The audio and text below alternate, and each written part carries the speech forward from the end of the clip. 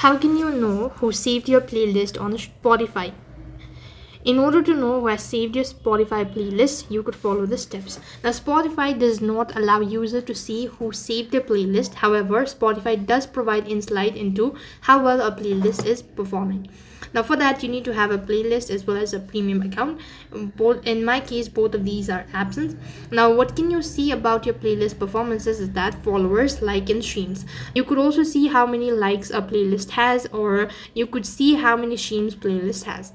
Now, likewise, you could also get more information about your listener. That is, you could use Spotify artist or look for playlist description. Now, there is sadly no way to see who has exactly saved your playlist.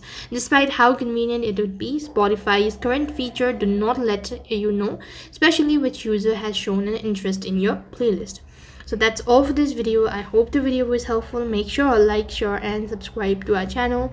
Thank you for watching. See you in the next video.